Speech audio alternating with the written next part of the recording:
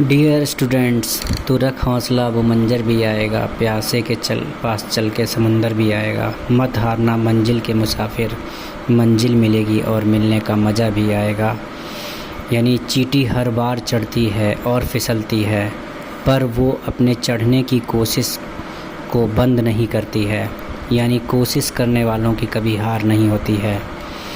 आप एक नई ऊर्जा के साथ आगे बढ़ें और अपने परचम को लहराएं।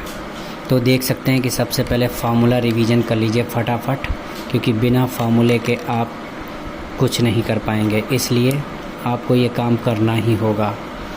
तो सबसे पहले आप देख सकते हैं चैप्टर 1 का एकमात्र फार्मूला है कि product of two number first number into second number is equal to LCM into HCF. Second chapter में आप देखें तो sum of zeros alpha plus beta minus b upon a होता है और product of zero alpha beta c upon a होता है। Zeros given होने पर क्वाड्रेटिक पॉलिनोमियल कैसे बनाई जाएगी? P X is equal to K एक कांस्टेंट है, X square minus sum of zeros alpha plus beta into X plus alpha beta. और आप देख सकते हैं कि अगर कर्व का क्वेश्चन आता है तो ये पैराबोलिक कर्व है, ओपन अपवर्ड है, और ये पैराबोलिक कर्व ओपन डाउनवर्ड है। इसका मतलब कर्व से रिलेटेड कोई भी क्वेश्चन आए तो पी एक्स में देखना है कि कर्व वो कितनी जगह कट कर रहा है, और ये क्वाड्रेटिक पॉलिनोमियल का कर्व था। चैप्टर 3 में बात की जाए तो आपका यूनिक सोल्यूशन होता है। यूनिक सोल्यूशन में देखा जाए तो a1/a2 is not equal to b1/b2 unique solution होता है। इसे हम लोग कंसिस्टेंट कहेंगे, इंटरसेक्टिंग लाइंस कहेंगे, और इसकी वैल्यू जो है वो एग्जिस्ट करेगी। दूसरी कंडीशन है a1/a2 is equal to b1/b2 is not equal to c1/c2, no solution है और ये इनकंसिस्टेंट होता है, डज नॉट एग्जिस्ट करता है, पैरेलल लाइंस होती हैं। फिर थर्ड कंडीशन हमारी है a1/a2 is equal to b1/b2 is equal to c1/c2, इसमें तीनों रेशियो इक्वल हैं। इनफाइनेटली मैनी सोल्यूशंस होता है और कंसिस्टेंट एंड डिपेंडेंट की कंडीशन है, एग्जिस्ट करती है वैल्यूज़, कोइंसिडेंट लाइंस होती हैं। फिर अगर आप देखें तो चैप्टर 3 से सबसे पहला प्रेफरेंस दिया जाता है ग्राफ वाले क्वेश्चंस।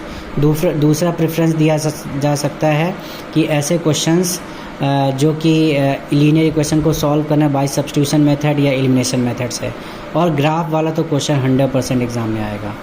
क्वाड्रेटिक इक्वेशन चैप्टर में देखा जाए तो आप देख सकते हैं सबसे पहला फार्मूला है discriminant d is equal to B square minus 4ac, और इसी से नेचर ऑफ रूट्स पता चलते हैं। d ग्रेटर दैन 0 अगर पॉजिटिव है तो रूट्स एग्जिस्ट करेंगे, यानी किसी भी मेथड से निकाले जा सकते हैं।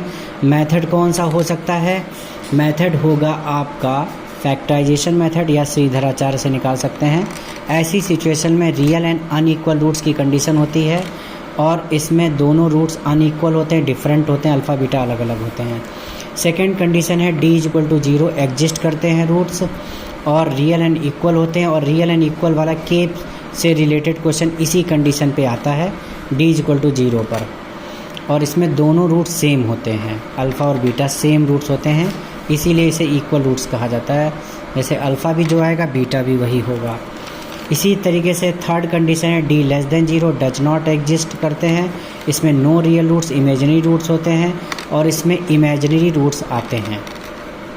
फिर लास्ट कंडीशन है d ग्रेटर इक्वल 0, ये कंडीशन नहीं बल्कि केस है, फर्स्ट और सेकंड को मिलाने से मिलता है, रियल रूट्स होते हैं, रियल वैल्यूज़ कहते हैं।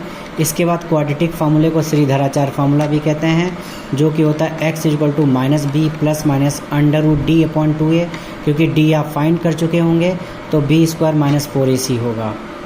इस तरीके से आप इसकी प्रैक्टिस कर सकते हैं। इसमें एक प्लस वाला रूट्स होगा, यानी minus B plus under root d upon 2a, दूसरा minus B minus under root d upon 2a, एक प्लस में लेना है और दूसरा माइनस में।